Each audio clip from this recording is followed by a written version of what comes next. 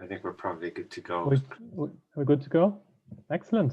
Okay, well, in that case, good morning, good afternoon, good evening, everybody, depending on where you are in the world. My name's Chris Redmond. I'm the Program Chair for New Directions, East Asia 2020.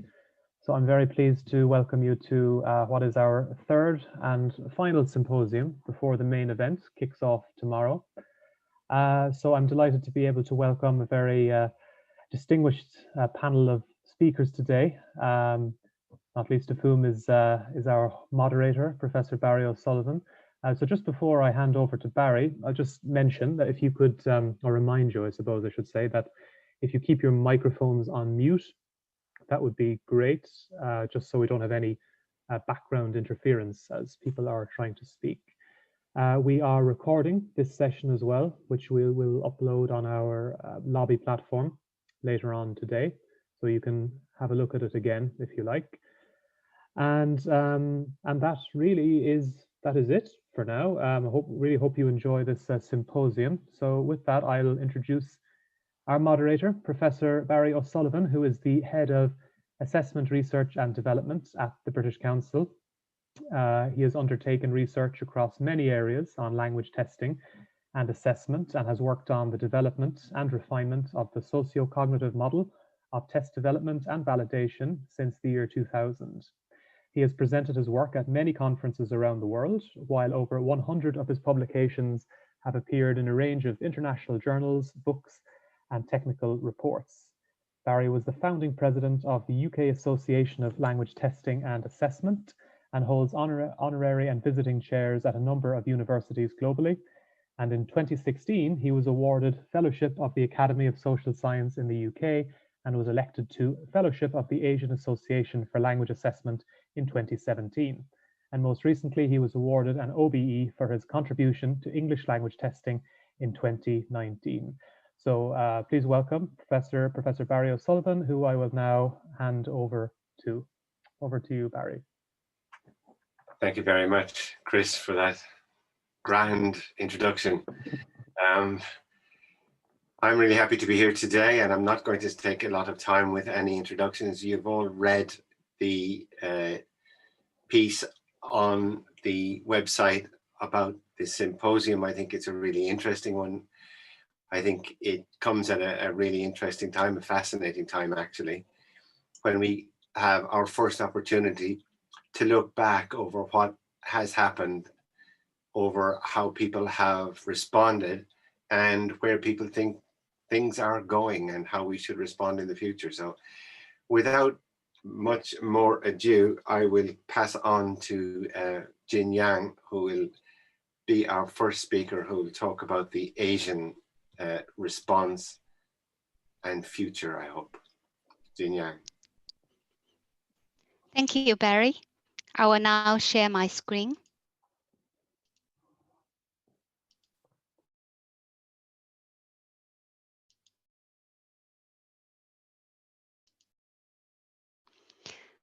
Thank you. In this presentation, I will talk about disruption in language assessment during the pandemic in the East Asia region.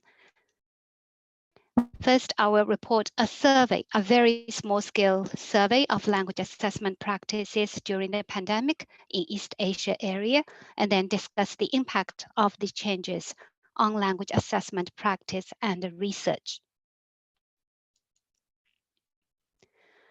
The survey was targeted at two groups of stakeholders. One is language teachers and testers, mainly focus on classroom assessment. The other group are we call professional language testers from testing organizations. And the purpose is to gain a basic understanding or to confirm our knowledge of what is happening during the pandemic in this area.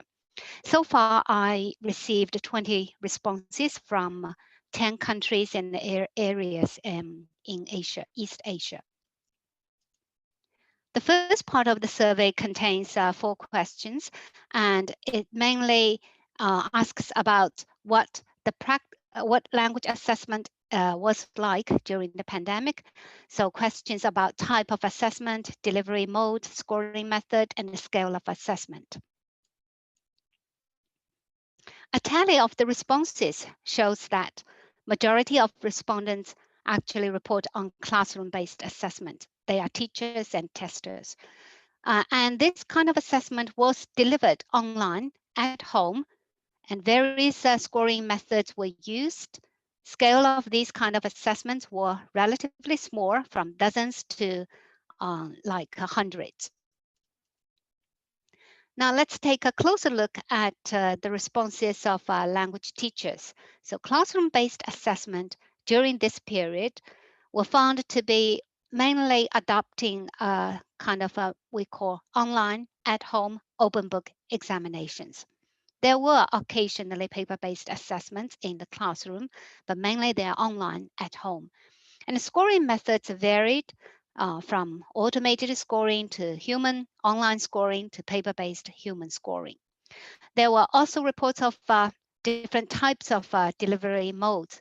For example, the tests were distributed online and the students answer the questions on a Word file and upload a PDF file. So this is a quite simplified version of online assessment.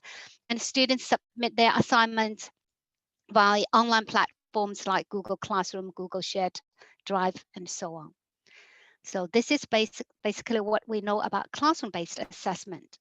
For large-scale language testing, international tests were mostly cancelled and reopened very recently. And some tests developed online at home version. I will show you an example later. Some local tests were also suspended, but some were rescheduled and delivered in the paper-based mode. I will also show you an example.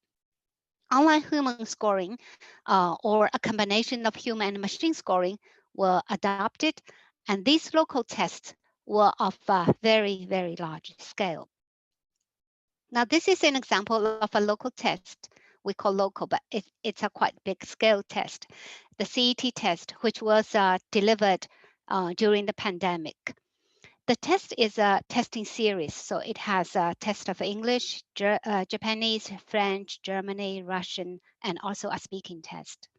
The test was rescheduled from June to July, and the test was actually given in July based mainly upon the requests of students, because the results of this test are used by many employers when they recruit university graduates.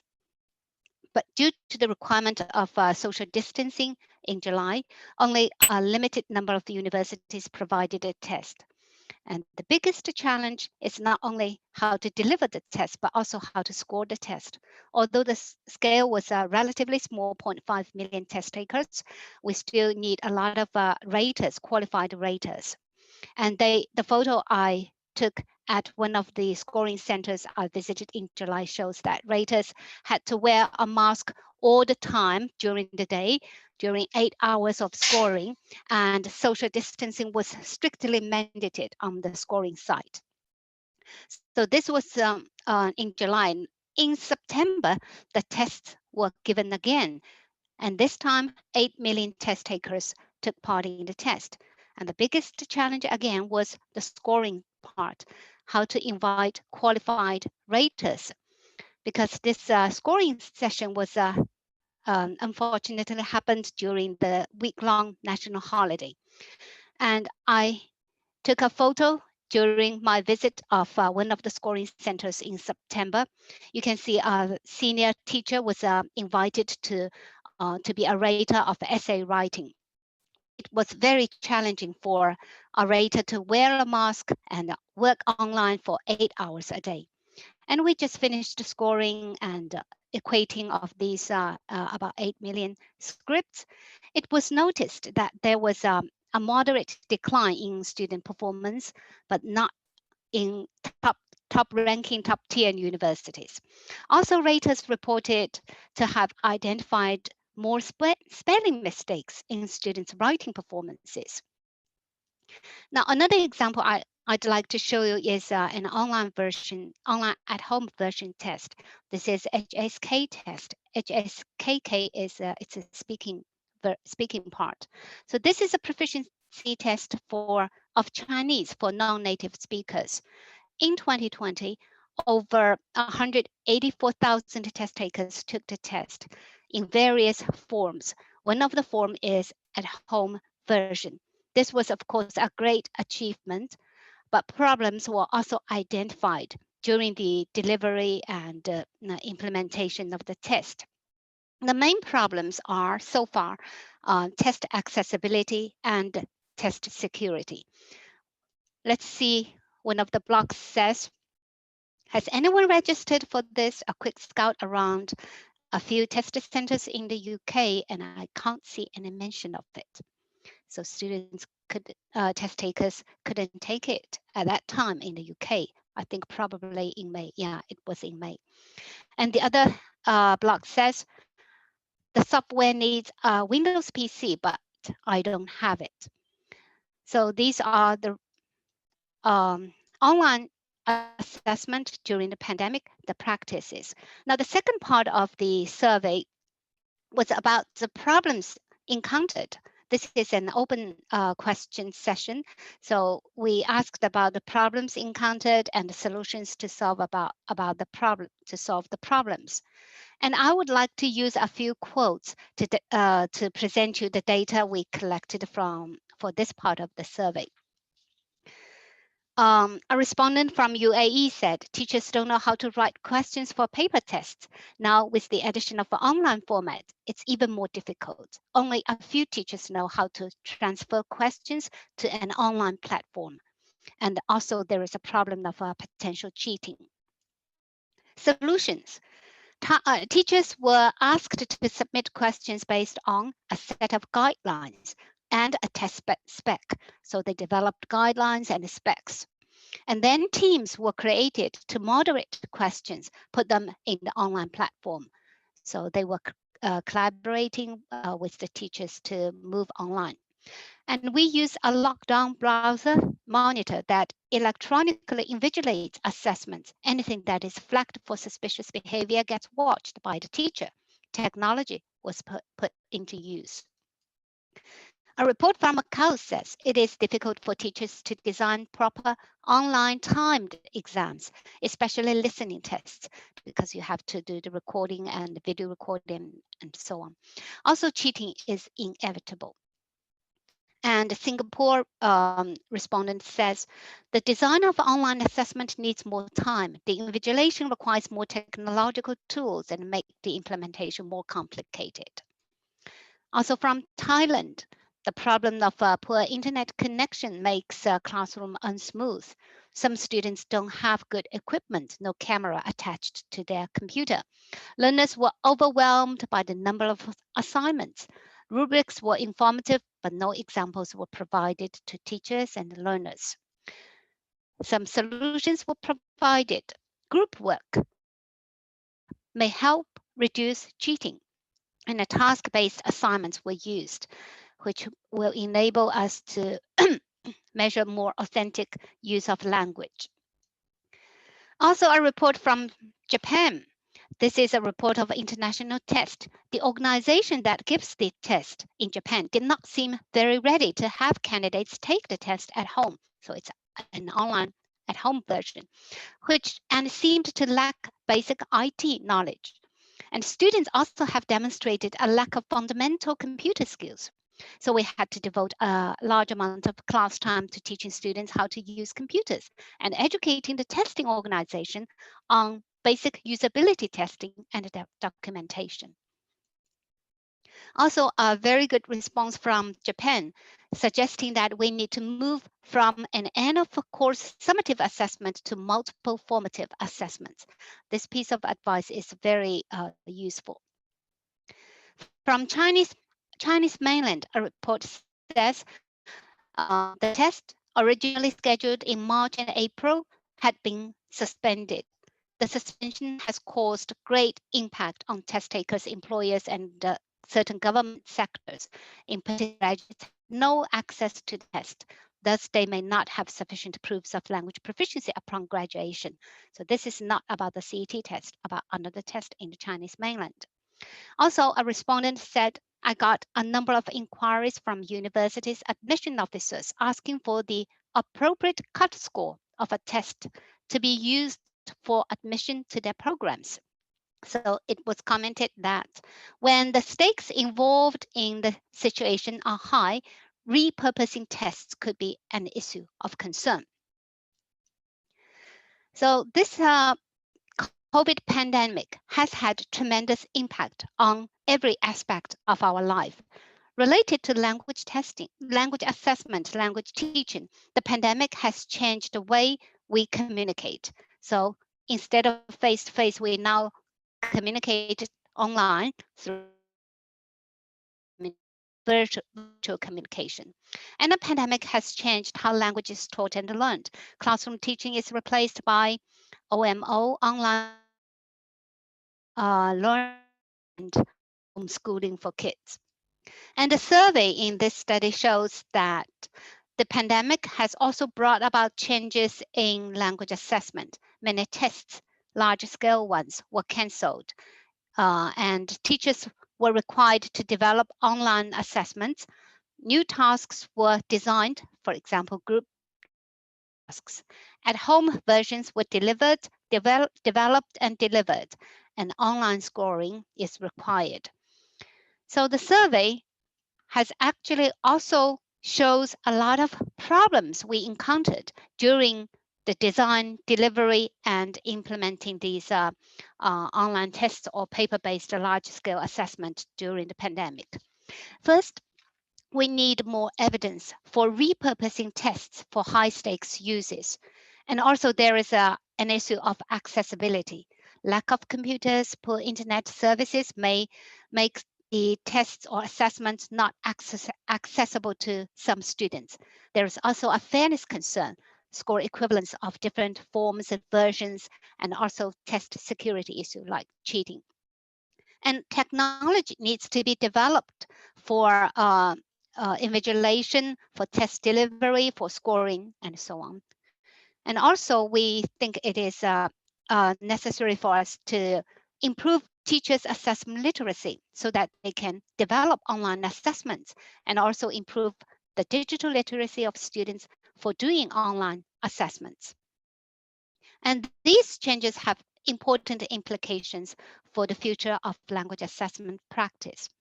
In terms of assessment purposes, as noted by one of the survey respondents, we may need to move away from heavy reliance on summative tests towards more frequent use of formative assessments.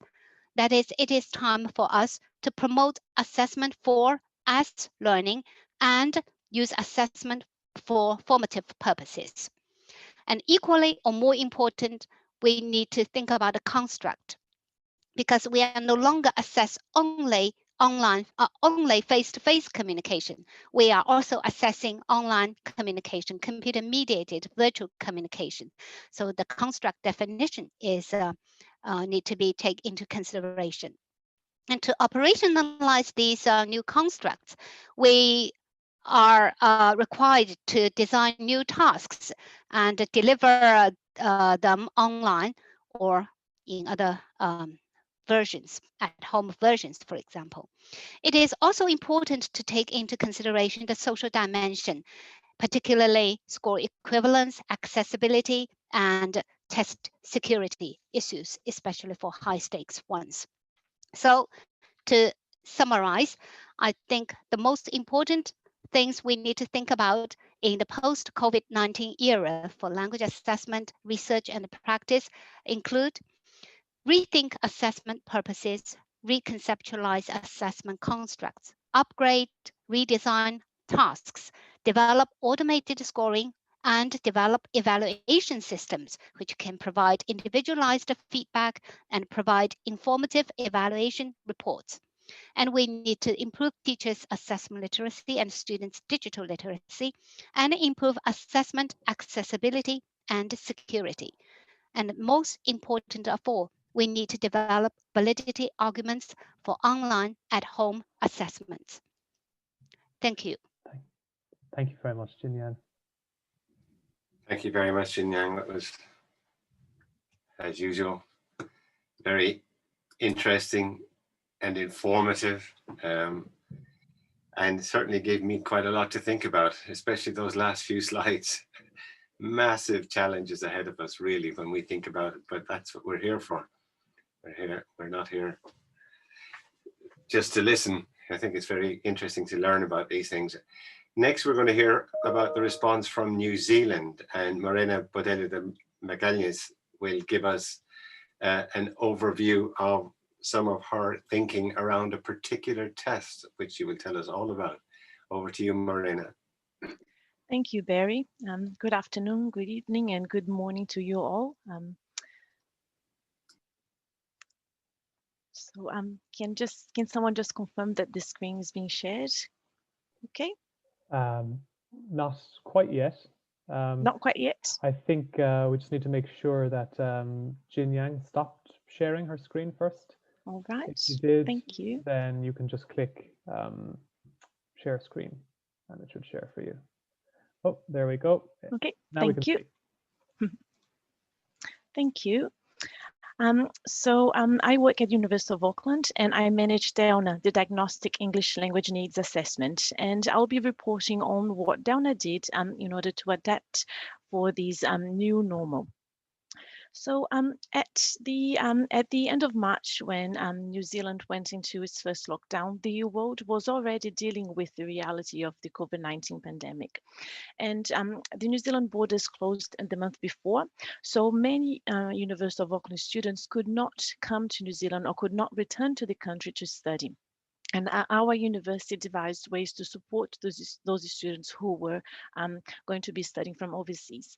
But when we went into our first lockdown, the university also had to devise strategies that would support all students, not only those overseas, but also local students. And so what happened is that we had one teaching-free week to prepare.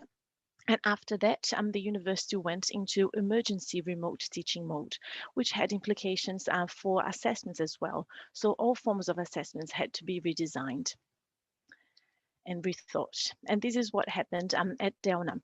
So our program is a post-entry language assessment only, and we assess the students from undergraduate up to doctoral level. All students participate in the initial screening. And the screening is then followed by a 2-hour diagnostic assessment of the students' listening, reading, and writing skills. And the process is completed with a consultation with a language advisor.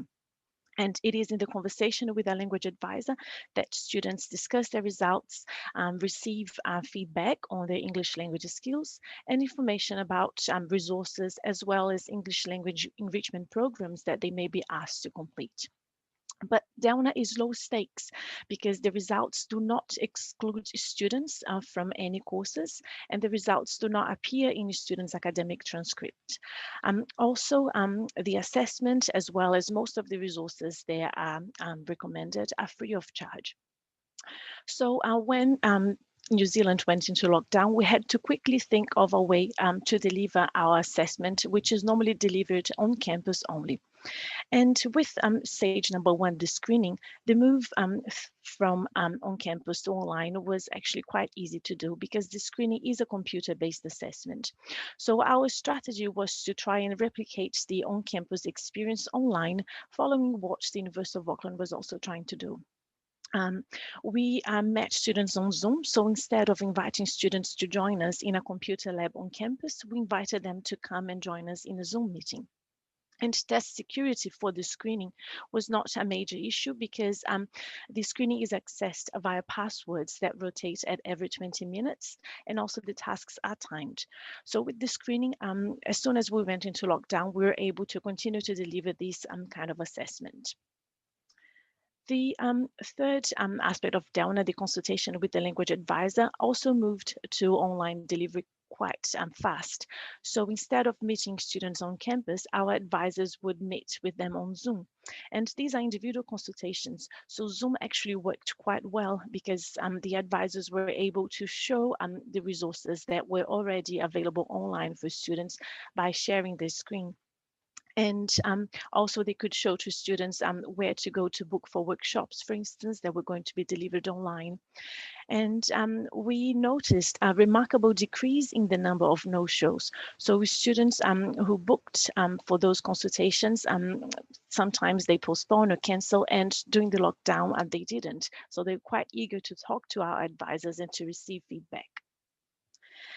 Now, while the screening and the consultation with the language advisor moved to online delivery quite fast, the second step of DELNA, the diagnostic assessment, was a bit more challenging for us. Our main concerns had to do with the confidentiality of our materials. We also wanted to provide some sort of supportive invigilation for the assessments, and we thought it was a bit tricky to devise. We're also concerned about the integrity of the results, which would potentially have implications on the validity of DELNA. We also had some difficulty in terms of IT support. When lockdown hit us, we wanted to be able to deliver the diagnostic assessment online and asked our IT teams to support us.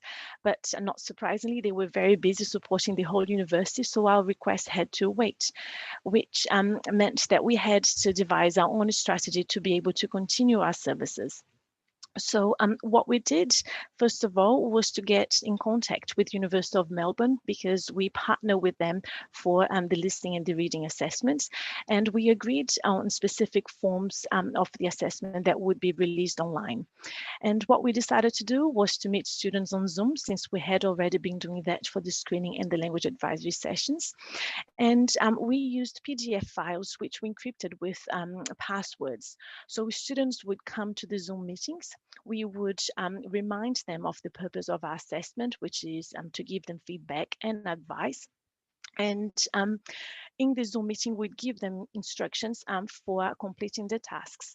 So the tasks had passwords, which we provided only to the students who were with us in the Zoom meetings. And the students then had to complete each of the tasks and send them back to us within a specific time frame. And we continued in the Zoom meeting with the students throughout the process. We also added a declaration at the end of each of the tasks, just to emphasize the importance of confidentiality and of protecting of our assessment program. So students had to click a declaration to say that they actually had done the tasks themselves.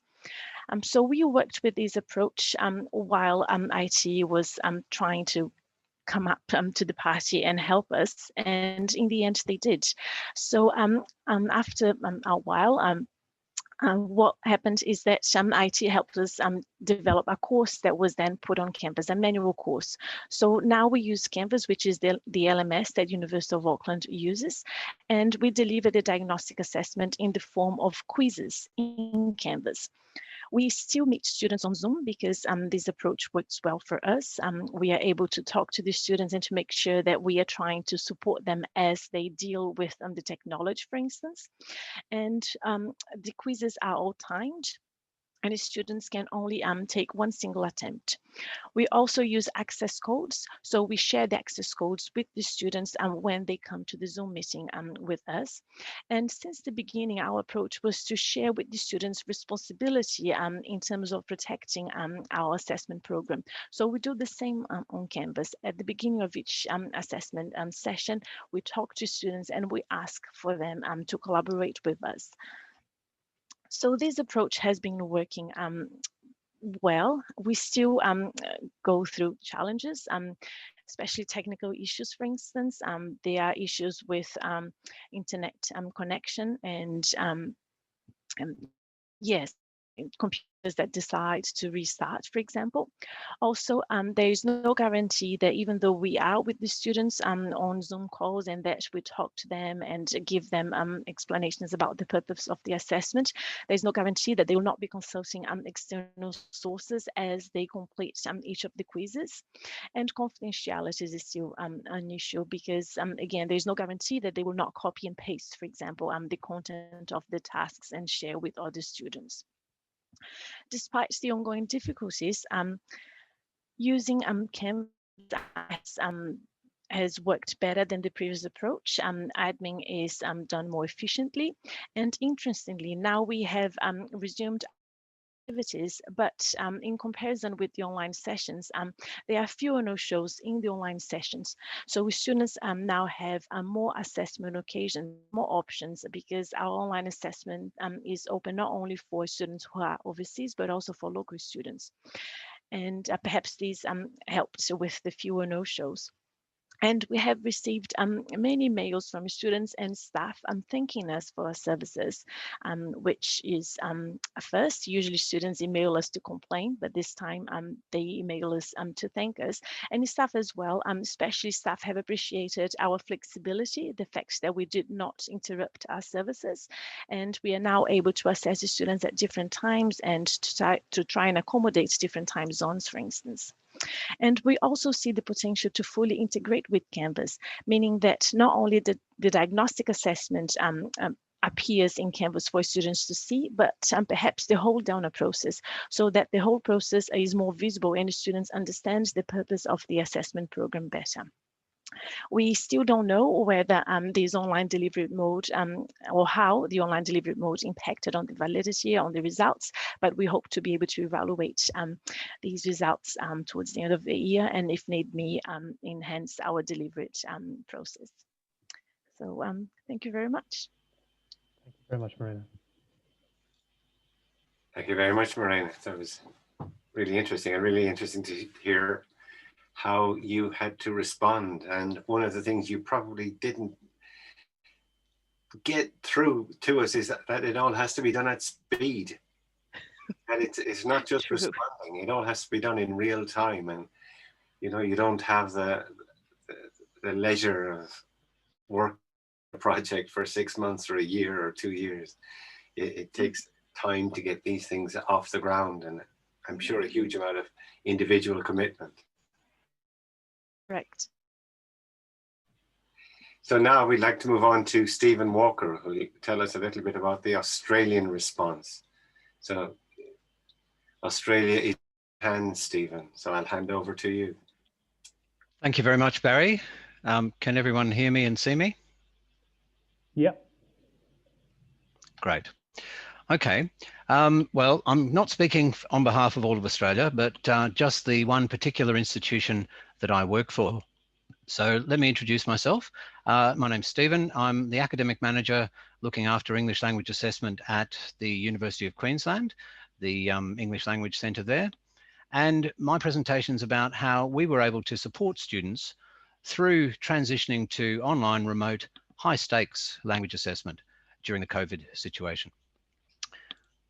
So the things I'd like to cover in this talk are our specific context and what is it that sets us apart from others.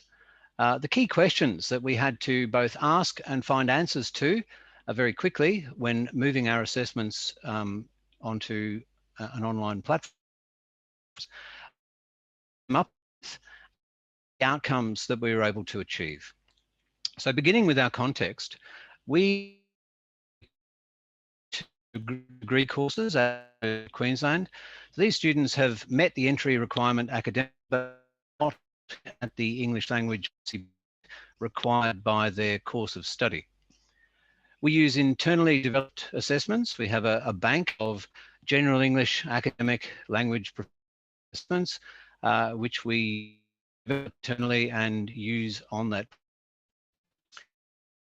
It's high security testing, because if a student does meet the requirement, if they don't, in terms of student outcomes there. So this is what happened on March 23rd. We were told that all and the teachers and the academic managers had 1 week to start moving teaching online. We were told that all students be assessed online, and fortunately we had 12 weeks to prepare for that. Like time at the beginning, it went on the blink of an eye. Key questions we wanted to do were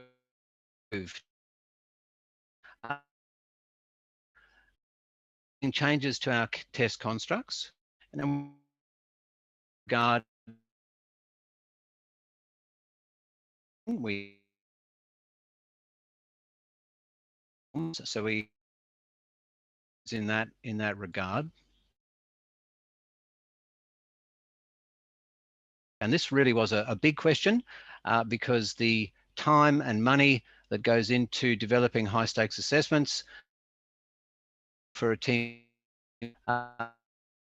throwing that away. How can we maintain stakeholder confidence that what we're doing is valid and reliable, primarily our institution, the university? And really, how can we support students through all of this, take them with us as much as we possibly can? Now I'd like to talk about the different ways we responded and the answers we found to those questions. So first of all, there were practical things like equipment and software, internet access, both for staff who were suddenly thrown out of the work environment and had to work from home. We were able to identify software, but it needed to work with our students in their home countries, and that was mostly mainland China. We had to come up with minimum hardware and software requirements and then help our students to meet them and offer solutions when they couldn't. We had to look at our assessments and say, well, what has to change and what do we think can stay largely as it is? We felt that our receptive skills assessments were already working on an online platform, but speaking and writing we really needed to look at, and we did need to make some changes specifically to our speaking assessment because of course it had been face-to-face. We needed to build trial materials and live assessments and get them working in those available platforms and make sure they were working with our students in their different locations. We also needed to do a lot of training for our teachers and our examiners. That training had to happen remotely as well. We had to come up with standardized procedures that were different from the face-to-face ones we'd used previously. And we had to practice those with students and with examiners. We also had to do a lot of work in invigilator training. Now, our institution had signed up with a large commercial proctoring service whose name I will do my best not to mention. And we were the first people on campus to do trials with that service, and they were disastrous.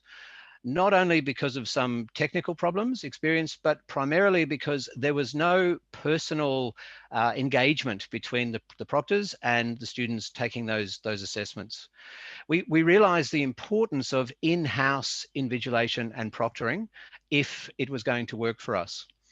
So once again, we started building and carrying out trials with our students and our invigilators to hone and develop those processes and procedures. And because of the number of invigilators we needed, we had to go beyond our English language teaching staff and involve non-ELT staff as well. We didn't have anything in the way of technical support. As Morena indicated, the university was very busy dealing with all of its content assessments. And so we were very much left up to our own devices in terms of technical support. We took a self-access approach initially. We built things that students could access on their own, and we let them try, and then we gathered their feedback when they had problems. We took a step-by-step approach so that we did one thing first. For example, we got the students to download and install a lockdown browser, and we made sure all students could use that before we moved to using one of our assessment platforms inside that lockdown browser and making sure all students could deal with that. So one thing at a time and getting everybody through one hoop and then moving on to the next one. All the way through that process, we collected student feedback on the problems they were experiencing and, more importantly, in some ways, solutions that they had found to those problems. And WeChat proved to be a real bonus because when a student hit on a solution to a particular problem, it was rapidly shared throughout the cohorts. We realize the value of individual help. We realize there's always going to be a residual group of students who cannot do it alone and need someone to reach out one-to-one and help them to get where they need to be. And we also needed to draw the line there were limits to what we could do and what we could provide, and we had to make those limits clear. And sometimes students had to, on their own, change their location, find a different internet connection, borrow a different machine, or something like that. When it came to live testing, we took a triage approach. So we had our invigilators with a group of 6 or 7 students that they were invigilating, and any student who encountered a problem was sent to a triage room, a Zoom remote room, and they were helped by the people who were best able to provide that tech support from our team. And we constantly reassured students who did have problems that we would help them, we would find a solution, so that they knew that that the people who were behind the assessment were on their side and trying to help them find a way forward. So how did we go? How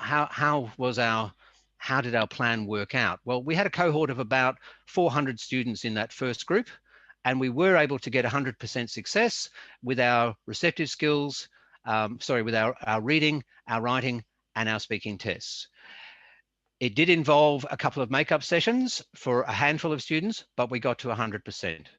Listening proved to be the most challenging skill to assess directly because of internet connectivity that we really couldn't do anything about. And so we only managed to get 97% through, but still we were pretty happy with that. We did not see any serious security issues, and we did take a lot of steps to make those things apparent if they had been there. We did see some things happening in our speaking assessment, and we've subsequently taken steps to resolve those things. We had a lot of student trust in our process, and I think that was instrumental in getting our results. We probably did change our constructs in some ways, and we haven't been able to carry out those kind of validity studies that we would like to know the extent of that. But we did look at things like test means and score distributions, and they were extremely comparable to previous cohorts. So that's positive in itself. So my takeaway for keys to success in this process are there should not be any surprises for teachers, for students, for invigilators, for examiners. All of those assessment tools and processes and procedures need to be part of the course that the students are taking, so that everyone has stepped through those hoops a number of times before the live assessments take place. You really have to build familiarity and trust with all of those stakeholders. And you really have to listen. The feedback loops, feedback from teachers and examiners and students are crucial. There were some things that students asked for that we were able to do, and I'm really pleased that we were, because they made such a difference in the students' experience. And there were a few things that they wanted us to do that we just couldn't, but the importance of feedback and listening is crucial. And finally, we needed to have an excellent and committed group of staff and teachers who wanted their students to succeed, and that made the real difference in that process. Thank you very much, everybody. Thank you, Stephen. Thank you very much, Stephen. I think it's really interesting to hear the actual on-the-ground realities of what people are getting through. Interesting that the first presenter today, or this morning, this afternoon, whenever we are, to indicate that security wasn't an issue. I thought that was an interesting one. But maybe we can talk about that a bit later on. And it reflects one of the questions that's come in about remote proctoring as well, but all very interesting stuff. Now we're going to move along to hear from Carolyn Rogers, who's going to talk about a particular program in Singapore, which is of quite a lot of interest to us, I think. So over to you, Caroline. Thank you. I think Joanna's going to hop in and say a few words quickly here as well. So, thanks, Carolyn. I was just going to jump in and introduce Carolyn and a little bit about why she's talking today and why you have raincoats on your screen. I was based in Singapore in April, and when things started getting really scary with COVID, and I received an email from my regional director who asked if we, and this is British Council Singapore at that time, could do something for the migrant workers who had recently been locked down in their dormitories. I had seen a message on my Facebook feed asking for volunteer tutors for an English language teaching program to migrant workers in dormitories. So I suggested that we could get in touch with It's Raining Raincoats and see if we could help them with that project. I got in touch with Carolyn and we started working through the problems that she was facing as the volunteer coordinator in that project. And she's going to tell us about all the solutions that we worked on together. So here you go, Carolyn. Get ready for a story. Yeah, this story is a little unconventional, maybe in the context of this symposium. So I'm just going to give you a little relevant details that you'll need to understand what's going on here. We jump into Singapore, and the population is 5.7 million, but about 1 million of these people are low-wage migrant workers. They're mostly domestic workers or construction and maintenance workers from neighboring countries such as Bangladesh, China, India, Indonesia, Malaysia, Myanmar, the Philippines, etc. Singapore immigration is characteristically well organized and strict, and undocumented workers are rare, but there are no requirements for English ability for this group. So that's something important to note. Our focus today is on these construction and maintenance workers, many of whom, despite staying in Singapore for 3, 5, 10 plus years, primarily live in dormitories like the blue one you see here in the picture. They're separated from the wider community. And this is an important detail because these workers have made up the vast majority of COVID-19 cases here in Singapore. So as Joanna mentioned, I work with It's Raining Raincoats. We're a volunteer-powered initiative that focuses on improving the lives of these migrant workers and strengthening their integration into Singapore. We started in 2015 when the IRR founder, Deepa, gave raincoats, literally, to some workers who were on the job in the middle of one of Singapore's typical thunderstorms. Since then, we've grown to provide much more than raincoats, from sponsored meals and Christmas gifts to necessities like water bottles and phones to contact home. And we also provide legal support, wellness classes, and this year, COVID-19 care packs and English lessons. So an English program pairing one-on-one volunteer teachers and students together had been in the works, but it was rushed released on April 1st as the general community here went into COVID lockdown. Hence the name Make a Difference While I Stay at Home, Mad Wish. The response was immediately huge. We had 250 teacher signups and matched 80 teacher-student pairs within the first week. Meanwhile, the migrant workers were essential workers and they continued working until, perhaps predictably, their dormitories suffered a massive outbreak of the virus. And many of these men, already in a foreign country, were then unable to work and further isolated. So at this time, Madwish took on a new meaning. We set them up with a buddy, in many cases, one who had a shared mother tongue. And through this relationship, the workers could see that even those in a place of perceived privilege were also indoors, also anxious and scared and uncertain. 6 months later, we've matched about 1,000 student-teacher pairs. About 350 of those remain active. More on this in a minute. And the program continues to provide much more than English support. Madwish here is the social impact of being able to reach out to the workers on an individual level, to extend the network for their physical and material needs, and even more so, for them to have a peer connection beyond the confines of their dorm room. But as you might imagine, a program run entirely by volunteers comes with some pros and some cons. On the pro side, each student gets a tailored one-on-one class and a personal connection with their teacher. This is something that even fancy English centers can't provide to all their students. But as expected, volunteer teachers have a wide variety of backgrounds and skills and differing availability in terms of their time and energy. So we ID'd 3 gaps to try to solve and try to fill, and these are materials, training, and community. So I want to talk first about materials. Of course, our teachers needed lesson materials, and I did my best. I filled a Google Drive with a library of supplementary resources that I've collected over the years as a teacher. These are resources that aren't so easily found online.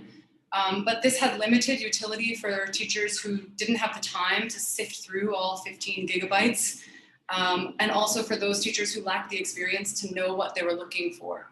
So this is when Joanna and the British Council swooped in and they offered some support, providing lesson content from their own pages based on which of those pages were popular in the home countries of the migrant workers. This also included an optional placement test, which helped teachers determine level appropriate content. So it was very helpful.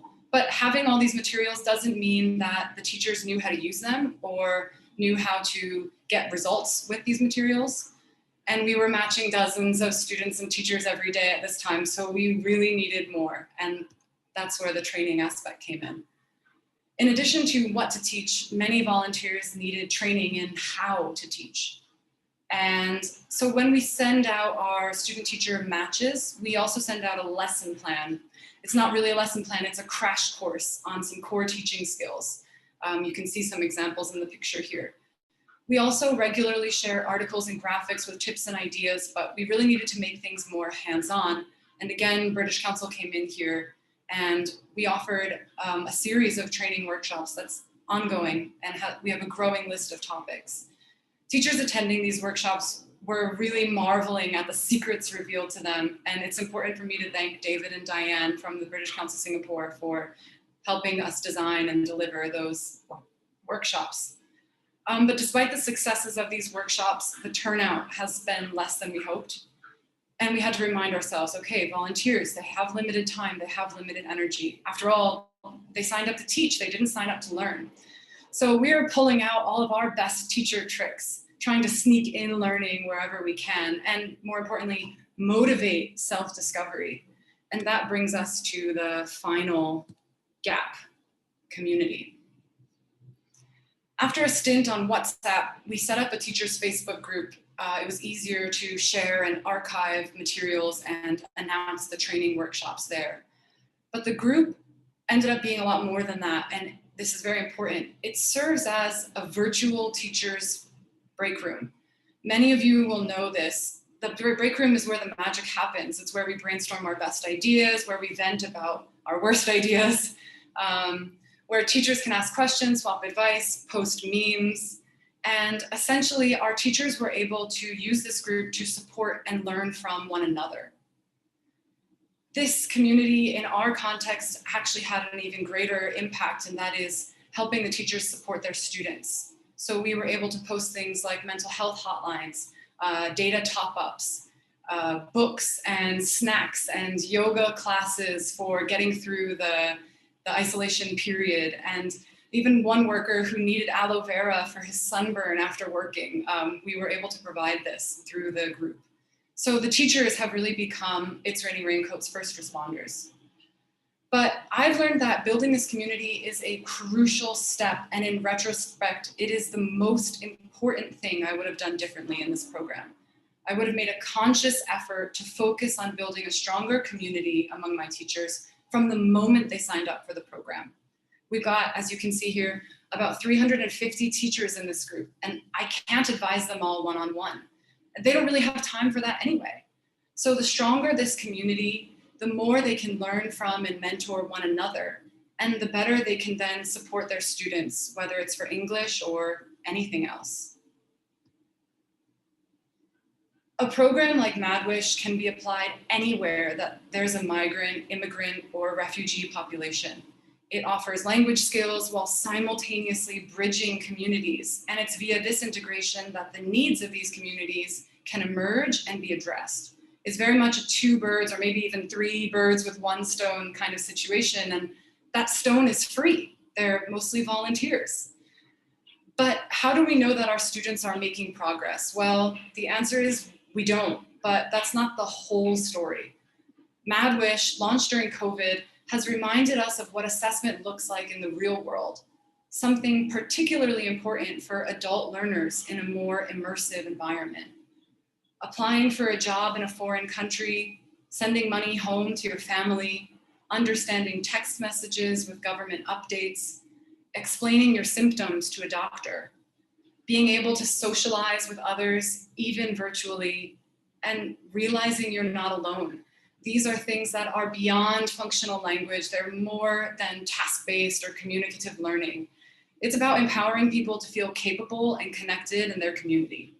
So looking forward, we at IRR have shifted the balance of our aims for the MadWish program.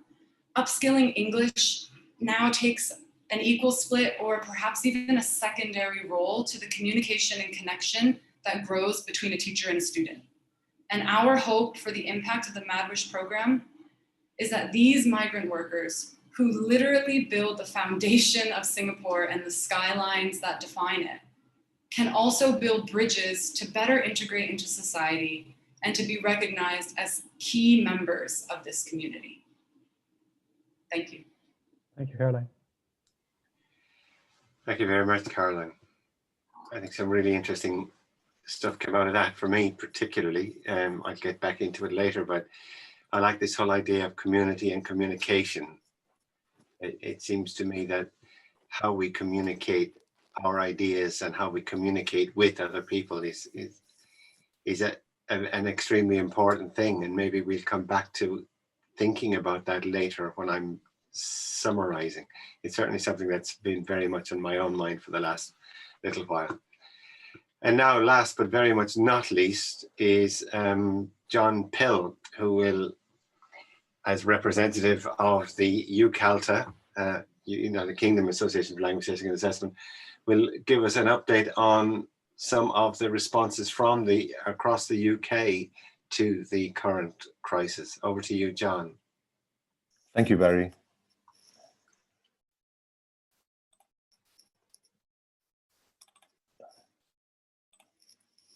Can you hear me and see the slides?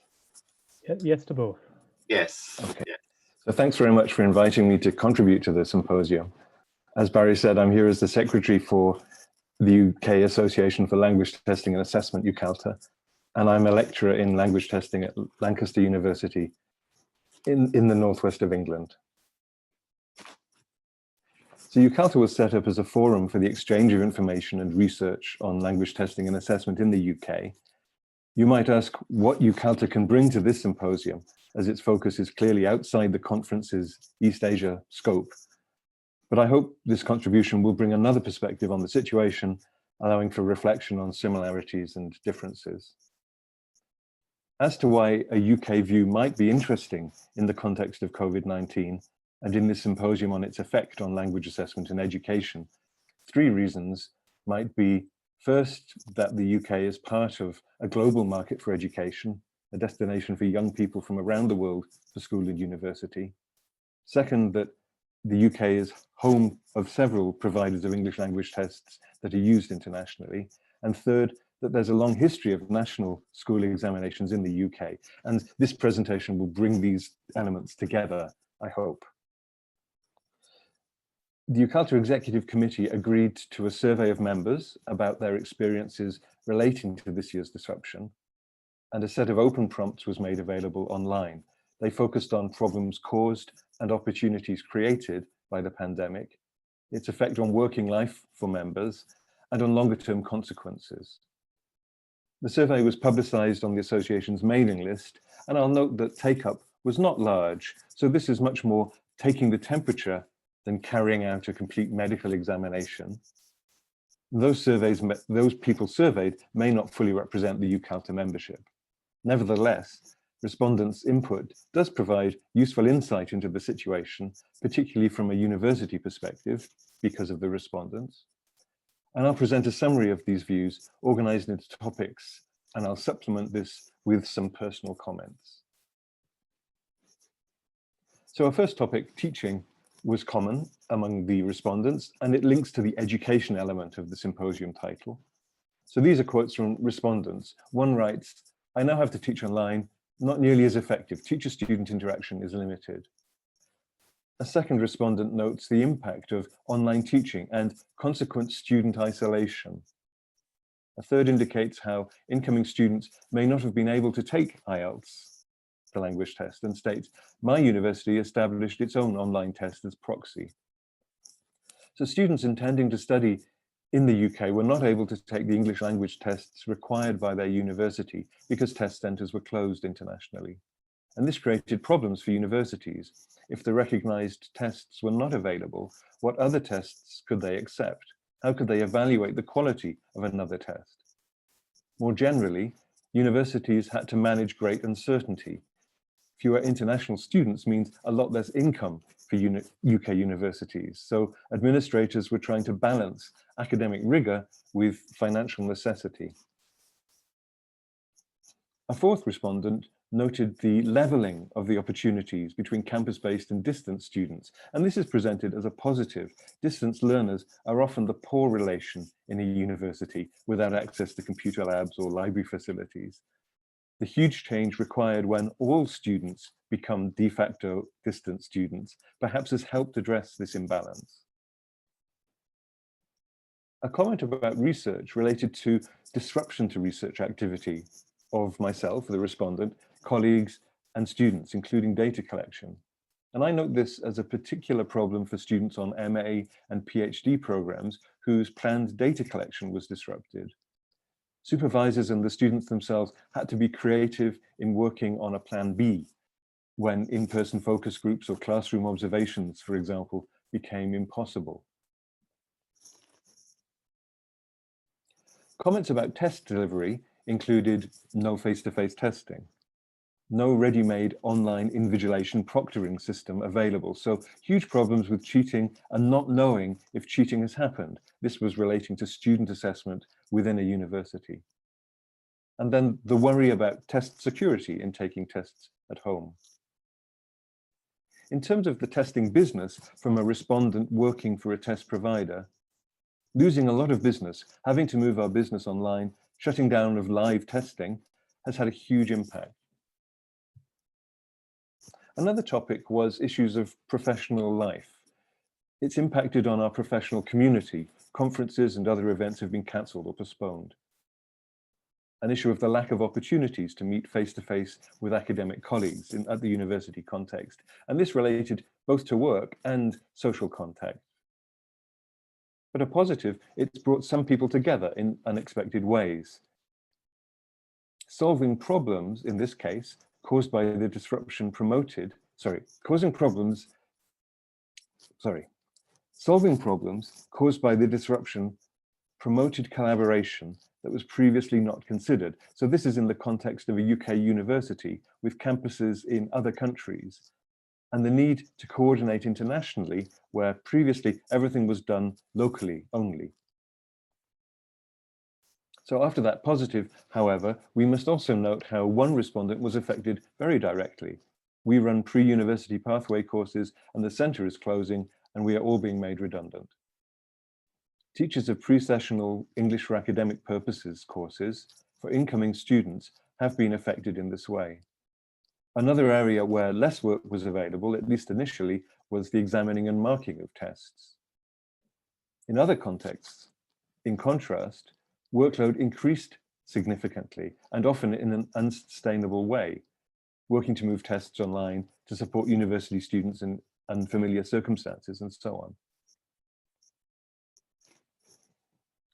Work practices was a further issue that was raised, learning to deliver teaching, training and regular staff meetings online, a first for many. The change from business travel for meetings to video conference. One respondent noted hierarchy among staff has become less pronounced in meetings, in online meetings here, less trouble in getting people together. Also opportunities here to upskill in new digital technologies and to reduce stress and work from home.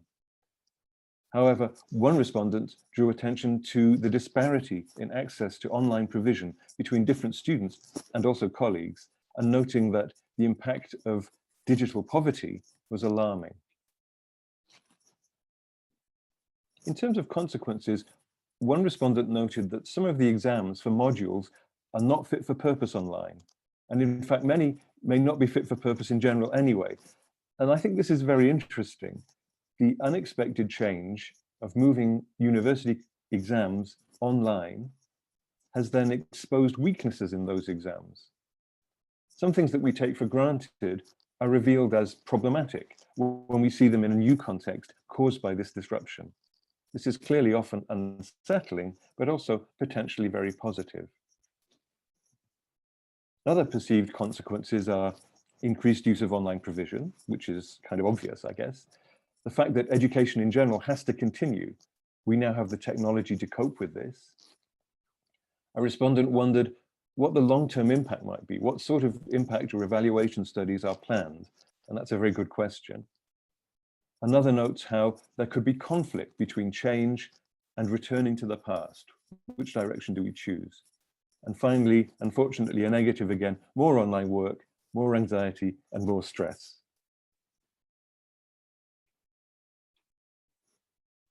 An issue that wasn't mentioned by our respondents, perhaps because it was broader than the language assessment focus of the survey, was the situation in August, also termed and around the UK school assessment. National school leaving exams, GCSEs and A-levels were cancelled because of the pandemic. Students were not physically at school from March and exams were not administered. Instead, an algorithm was used to estimate results for individual students based on the grades teachers predicted for them and on the overall performance of their school in previous years. In many cases, the algorithm produced grades that were lower than the grades teachers had predicted. And this was mainly true for students attending larger schools, that is state schools, rather than smaller private schools. And this led to a huge outcry and media response with public protests and conflict between ministers and regulators, leading to a government U-turn and finally the use of teachers' prediction only in place of the grades originally published. Now this is a complicated story, certainly a consequence of measures taken to limit the spread of COVID-19. And it's also a rare occasion when assessment practice, its complexity, its consequences were put in the spotlight. To finish then, I'd like to draw on this evidence of disruption in the UK to consider the role of a professional association like UKAL in such difficult times when people's lives are affected in many different ways, and ways really not principally relating to language testing and assessment at all. What can such an association do in this situation that reflects its mission? Well, it can support its members and the professional community. For example, UKAL's annual in-person conference, the Language Testing Forum, LTF, was postponed this year. And instead, we're organizing an online event for those in our field to provide an opportunity to get together and share our experience. Through this, we also want to strengthen UKAL's links with other organizations in the UK that have complementary goals. We're particularly mindful of postgraduate research students who may be isolated and missing out on networking and learning opportunities. We've worked with universities, for example, to promote special meetings and seminars open to all UK research students in our field. And what about more broadly, beyond our membership? Well, we can combine with sister associations to petition government, for example, to support an organization in financial difficulty due to the crisis. We can highlight the value of the work it does from our perspective, and so develop an advocacy role for the association. We can work to establish good practice, for example, in choosing appropriate English language tests for use for university admission, and we can suggest the right questions to ask a test provider about online delivery and test security.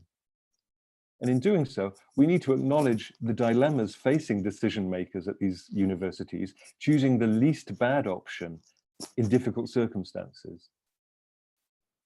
The complicated school exam situation, perhaps most clearly, showed that greater assessment literacy is needed for test takers themselves, parents, politicians, journalists, and the general public.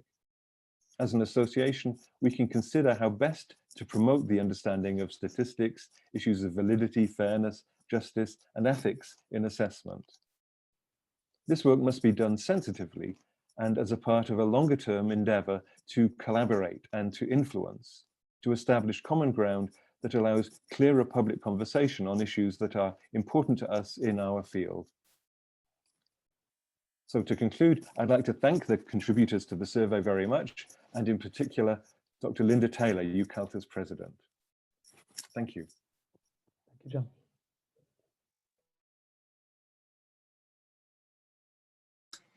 Thank you very much, John. I think it's really interesting to hear how a community of practice can help, significantly help, I think, in a situation like this that nobody has ever really had to face before. It brings back up the concept of community that Carolyn talked about earlier. Now, I had, as discussant, a number of slides that I was going to show, but I realized that I'd like us to have a little bit of time for some questions and answers. So I'm going to keep my side of this as short and brief as possible. I'm just trying to make sure now I show you the right slide.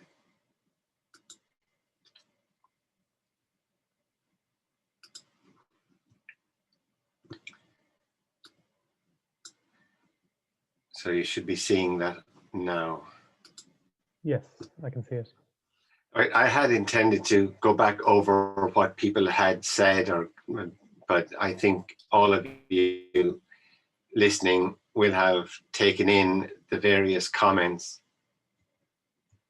that people had made. I'm just going to slip down to a few notes. I think for me, some of the takeaways in here was we saw that in terms of the people from all of the different areas that we talked about, we seem to get some themes ran through it. And one of them was this concept, I think, of a lack of control of either teaching or learning conditions or assessment conditions that seems to have affected the respondents in the various surveys in quite similar ways. I think we're very much used to being professionals and used to being in control. When we lose that control, it undermines our confidence, I think. I think something that ran through quite a few of the presentations was where we were talking about higher education institutions, there was quite a general lack of professional recognition by them in coming to admissions decisions. So, people just change the rules. We won't accept, we don't have this test, so we'll just accept that one. And when, quite a lot of thinking and planning and organization may have gone into one decision, almost none seems to have gone into this other decision. I think the lack of technical skills was an issue, and it seemed to be related in a number of different ways, both for teachers putting things online, and in quite a few cases, we heard that students and test takers had significant tech-related or computer-related skills issues, which in many ways surprises me, because in this day and age, I guess we expect more of people, and maybe as test developers, we expect too much. So that's certainly something to be thinking about. The impression of poor governance, of course, undermined the confidence in the system, particularly in the UK, but we know it happened in other places as well. I know that in Ireland, we had a very similar situation. So this idea of government decisions being made basically on not an awful lot of knowledge is a real problem, and a problem that we face all over Europe, and particularly in the States as well, I believe, at the moment. I think one of the very positive things that's come out of it was how people responded so positively to the needs of learners. And I think Stephen really brought that out with some of the work that was done with the people in University of Queensland. And I think Carolyn's commentary on the program, the Raincoats program in Singapore, really brought that home. It shows how people are prepared to stand up in such a crisis, even when they are not really prepared themselves, either as teachers or as testers. I think quite interesting. I think a lot of the issues that Jin Yang pointed to were related to the lack of an understanding of the theoretical issues going online. And I've heard quite a few commentaries on that myself, of people simply saying, we'll go online, when they have no idea of what that actually means in terms of work involved, in terms of the stress involved, and in terms of the theoretical issues of the changing of the construct. And where the construct changes even slightly, there are certainly issues that can come back to bite some of the people who make these decisions, and at some point in the future may well come back, where decisions have been made not based on a lot of evidence. I think the practical issues with platforms, authoring, scoring that we heard from various people are also significant issues that institutions need to understand. We can't just go online. I think the tech gives us a way forward, but we still have significant issues with technology that we have to come to terms with. And not least this concept of at-home versions of high-stakes tests and the security implications that go with them. Like, quite a few people today talked about security as an issue, though Stephen didn't seem to think it was with him. And they use a remote proctoring platform, so it might be interesting to hear a little bit about that. I think, as Jin Yang pointed out, and in my last slide, I stole Jin Yang's, one of her slides, because I thought it brought together some of the main issues for language testing, that we do need to go back to the drawing board in many ways. It's a massive challenge for us. There are challenges on all four of these areas that, if we are to seriously consider moving online for language assessment, and as John pointed out, for assessment in general at higher education, we need to reconsider, what is the purpose? What are we doing with this? What are we testing? Are the tests that we have used in many cases for many years fit for purpose? They may not be, and I think that's the challenge. So I'll leave it at that. Thank you very much. And we'll have a little time now, I believe, for questions. Yes. So for the questions, Barry, would you like to address them, or would you like me to read them out and allow people to answer as they wish? I think there was one question that I thought it came in. It actually came in from Stephen Walker, and it probably is addressed at Jin Yang. How any possible explanations been offered to explain the decline in spelling accuracy during tests of writing at some institutions? I guess that's online testing. No, actually, it's test. Okay. In teaching, required to write on paper and for teachers' correction. In online teaching, students no longer do writing on the paper. They started by computer has the automatic spelling check function and cannot, ban students from using. So it actually, this is one of the reasons we suspect is one of the reasons, but there might be other reasons.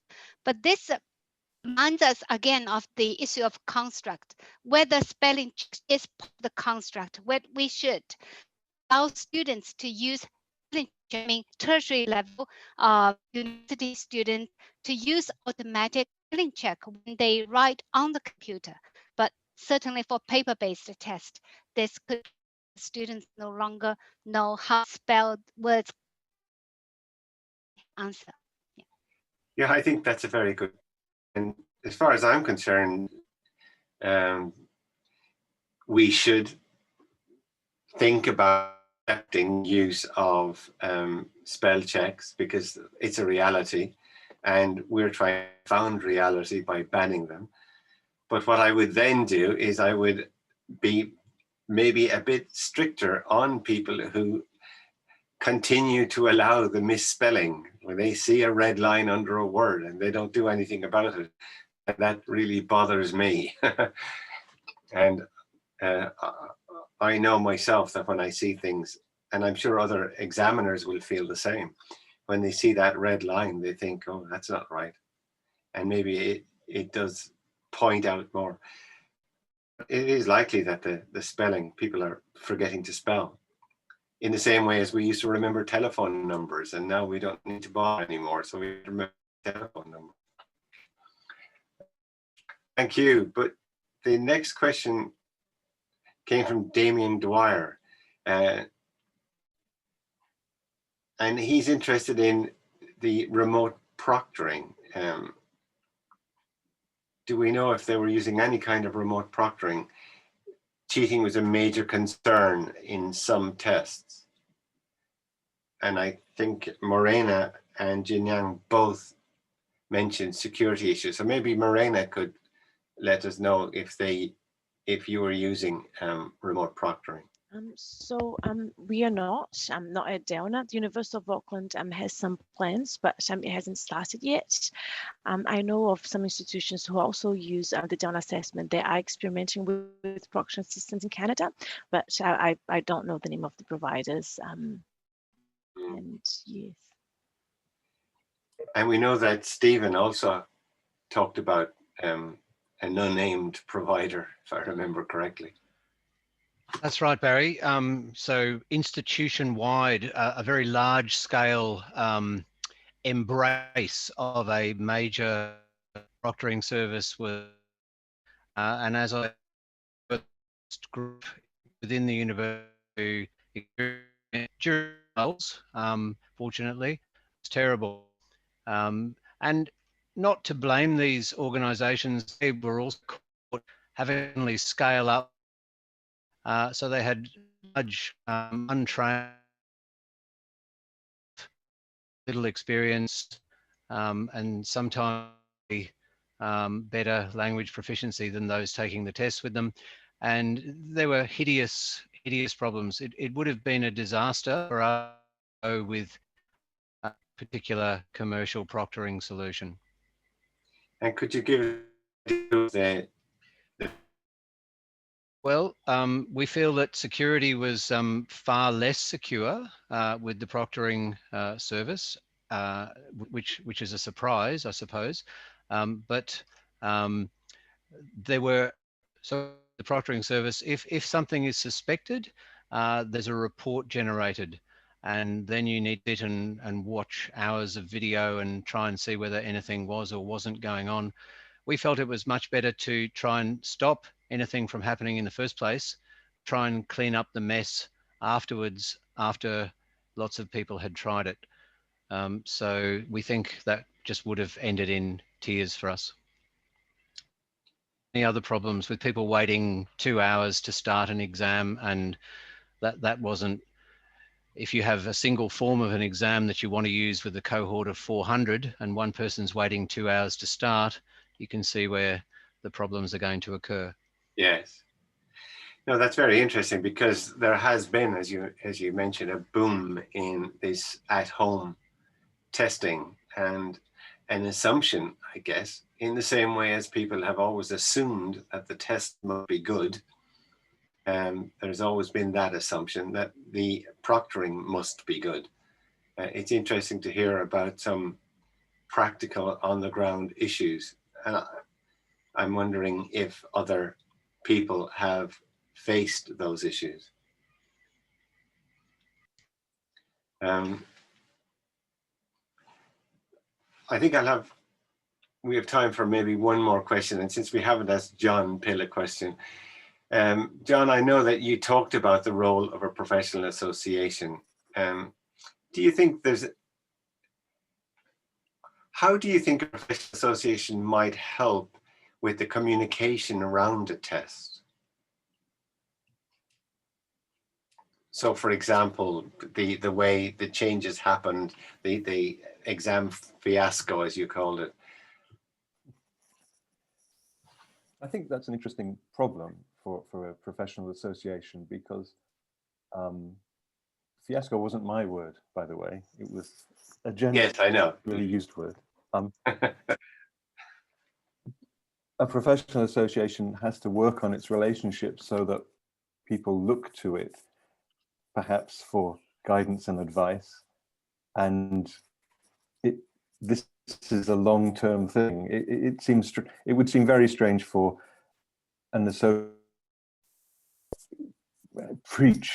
give a sort of strong view on something when it has no connections, no network of people that it can influence. And maybe this work needs to be done on a kind of slow burn way, rather than some kind of big firework where you try and make a big effect in a very short time. I don't think it works like that. Yeah, I agree, I think, with that. I think it's a long-term communication, basically, to go back to Caroline's point. What we're talking about today comes back down to communication and community. And I think the best solutions that we've heard about today are solutions where we've worked as a community to help each other. And Barry, if I could say that it's interesting linking community and technology, that I think some of the interesting things I've seen this morning, this evening, are about how the technology has been used to create communities and have people help each other rather than impose security in which is another aspect of technology. Yes. Well, Chris, how are we doing for time? We're doing quite well. I mean, seeing as we started 5 minutes late, I mean, we do have time for another question or two if you'd like. We have a few from earlier. I'm happy to read one if you like. This is a question maybe for Joanna and Caroline. So Joanna and Caroline, this is a question. The question is, how do you know students are actually learning any English? Yeah, well, we really don't right now, which is a big problem. And you guys, I heard a lot of people mentioning when things go wrong, what do you do? And that's something that we've been struggling with since we really started the program without very much of a plan. We just needed to get it going while everybody was isolated. And rewriting what we're doing as we're doing it has been very challenging. So I think those feedback loops, that was another thing mentioned in another presentation. Those feedback loops are crucial for, we try to keep the teachers a bit easier. We also have native language who try to teach students native languages to see how and what make the lessons better and that kind of thing. And this is something that we need more. More of. Thank you. Yeah, I think understanding if people have learned is quite a difficult thing to do in this kind of context, isn't it? When you have the resources available to you to create your own assessments. Right. Even asking the teachers themselves, they don't know.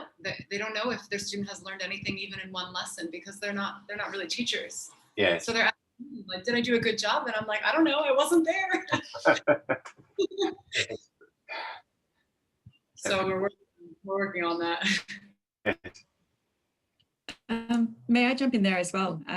Carolyn and I have had quite a few conversations about upskilling the teachers, and some of the conversations have been about training on the CEFR so that the teachers could start to do some assessments of the learners.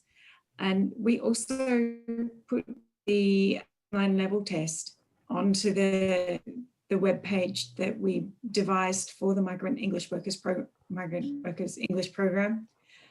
So there was a starting point, I guess, a baseline that was used quite a few times by the workers. They went in and did that test to try then funneled towards the appropriate level of materials. So there are a few points there, but certainly not any kind of formal pre and post intervention kind of measures. Right. And the same problems have arisen, for example, with the online assessment. The workers need help from their partner teacher because they don't know how to do the assessment. To us, it seems very straightforward, but for them, it's quite complicated. Yeah. both answer the question and then say how confident they are about their answer. So then the helping them, I had one teacher tell me that they went through the assessment over 2 lessons over 2 different days. So they really treated the assessment not as an assessment, but as an exercise, which is useful in its own way, but again, very, very difficult to see. Actually designed myself, so I know how difficult it is, because we've heard so many people complain about it, because you spend as much time teaching people that the second part, how confident am I, is as important as the first part. And when they get that, they get it, but it would not be the kind of test that I would use as a pre and post. I think it's okay. It gives a general idea, but if a person learns a lot about the test system, they will actually do a lot better the second time around. They should. So there is a big test effect. So it's a quick online jobby. That's it. Chris, you're looking ominous there. I always look ominous. It's one of my key features, one of my defining features. Yeah. So yeah, I'm here to ominously tell people that time is up after what was a really great symposium. And thank you to everybody for participating in it and for sharing all this very valuable info from your host countries, etc.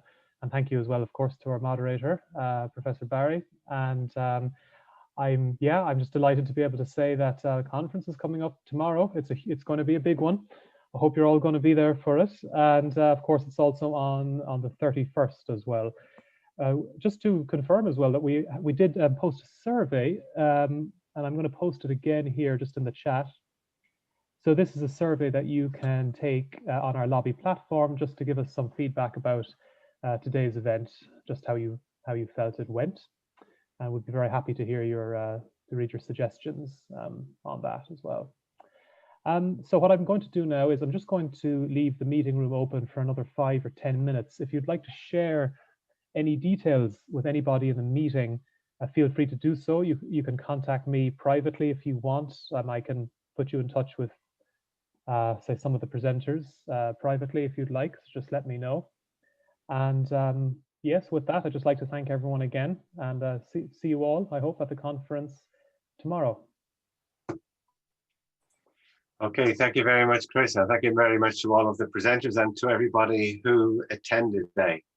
So it's a goodbye from us. Thank you. Thank you very much. But I'll be around for the next few minutes, as Chris said. Okay, great.